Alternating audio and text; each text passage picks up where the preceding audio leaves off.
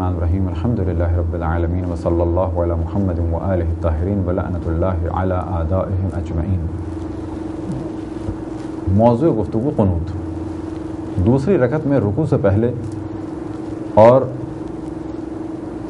سورہ حمد کے بعد پڑھے جانے والے سورے کے بعد مستحب ہے کہ قنوت پڑھا جائے۔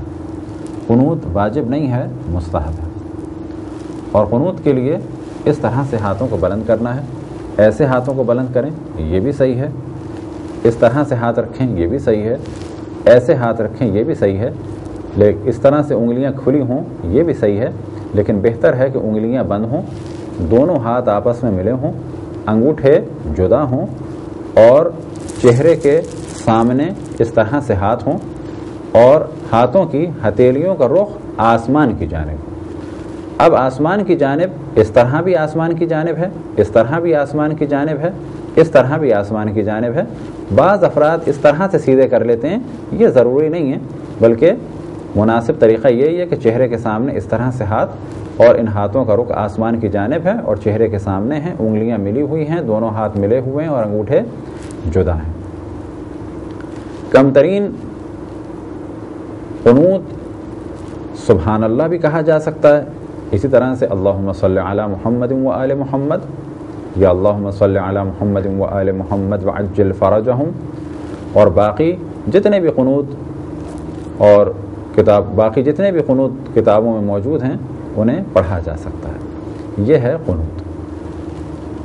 اگر قنوت جان بوجھ کے چھوڑ دیا جائے تو بھی نماز صحیح ہے، اور اگر بھولے سے چھوٹ جائے تو بھی نماز صحیح ہے، لیکن اگر بھولے سے چھوٹ جائے اور ہم ابھی رکوع تک نہ پہنچے ہوں اور اس صورت میں یاد آ جائے تو مستحب ہے کہ اس طرح سے واپس پلٹیں اور قنوت کو پڑھیں۔ اس کے بعد جب قنوت مکمل ہو جائے اللہ اکبر کہہ کے اب رکوع میں جائیں۔ لیکن اگر ہم رکوع میں چلے گئے اور یاد آیا تو مستحب ہے کہ رکوع کے بعد بھی اس طرح سے پڑھ لیا جائے۔ تو واجب نمازوں میں یعنی واجب یومیہ میں یہ ہے قنوت۔ جمعہ کی نماز میں پہلی رکعت میں بھی قنوت ہے، لیکن وہ رکوع سے پہلے ہے، اور دوسری رکعت میں بھی قنوت ہے جو رکوع کے بعد ہے۔ عید کی نمازوں میں بھی دعائے قنوت ہیں کہ جو سب آپ کی نگاہوں کے سامنے ہے کہ جب آپ عید کی نماز پڑھتے ہیں تو اس میں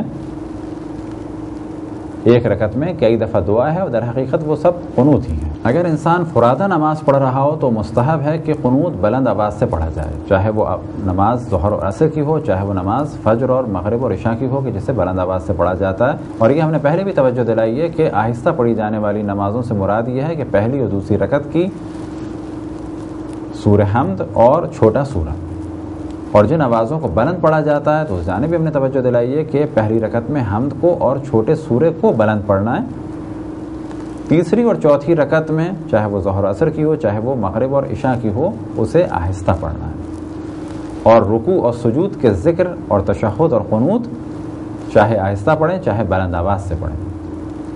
خواتین کے لیے آہستہ پڑھنا بہتر ہے، مردوں کے لیے بلند آواز سے بہتر ہے، اور بلند آواز سے مراد یہ ہے کہ بس کہا جائے کہ آواز ہے۔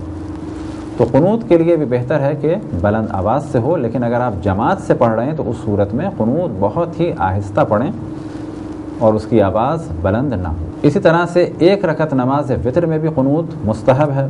نماز شفع کے بارے میں رجاءً قنوت پڑھنا بہتر ہے، یعنی امید کی نیت سے نماز شفع میں بھی قنوت پڑھا جائے تو بہتر ہے۔ خداوند تبارک و تعالیٰ سے دعا ہے کہ بحق محمد و آل محمد ہمیں اپنے رسول اپنی حجتوں خصوصاً امام زمان علیہ الصلوۃ والسلام کی معرفت اور اطاعت کی توفیق عطا فرمائے۔ وصلی اللہ علی محمد و آلہ الطاہرین۔